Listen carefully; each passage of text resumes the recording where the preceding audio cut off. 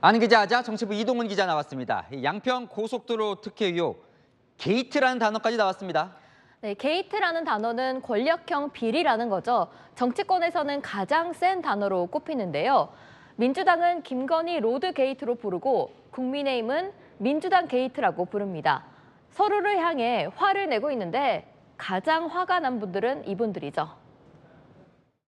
정해진 일이 하루 갑자기 바뀌냐고. 정해진 다 알고 있는 거예요. 정해진 거. 그건 아니지. 무조건 내가 볼 때는 다 아니라고 생각하지. 열받지. 진영의 논리에 빠져서 국민들을 아주 쉽게 생각을 하는 거야. 이거는 국민들한테 대한 얘기가 아니야. 자, 여야 모두 아니라는 거예요. 비판이 거세니까 여야 모두 고민은 깊다고요. 네, 먼저 여권은 대통령 지지율이 빠졌습니다. 리얼미터 여론조사를 보시죠. 지난 3일 김건희 여사 일가 특혜 의혹이 본격 제기된 이후 지지율이 계속 떨어집니다. 6일 최저치를 찍고 반등은 하는데 6일이 원희룡 국토부 장관이 양평 고속도로 사업 백지화를 선언한 날입니다. 정치권에서는 원 장관이 백지화라는 극단적인 강수를 둘 수밖에 없었던 이유가 이 여론에 있다고 보고 있습니다.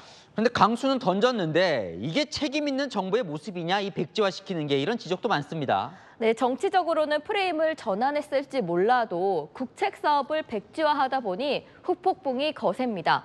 고속도로가 지나가는 경기 양평, 하남, 광주시장이 모두 모여 재추진해달라고 요청했는데 살펴보니 모두 국민의힘 소속입니다.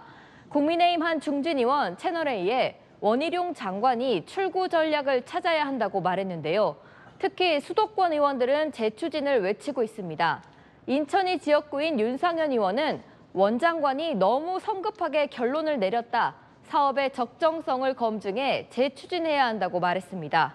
그리고 오늘 화제가 된 이 장면, 원희룡 장관에게 지지자들이 응원 문구가 적힌 화환을 보내고 있는데요. 오히려 출구를 찾아야 하는 여당에겐 부담이 될 수 있다는 지적도 나옵니다. 네, 그런데 민주당도 고민이 있어요. 부메랑을 맞는 분위기라면서요? 네, 민주당이 김건희 여사 특혜 의혹은 던졌는데요. 김 여사 땅 때문에 노선이 변경됐다는 결정적인 증거를 대지 못하고 있습니다. 그러다 보니 역공을 받고 있습니다. 국민의힘은 기존한 종점 주변에 야권 인사들 땅을 계속 찾아내고 있거든요.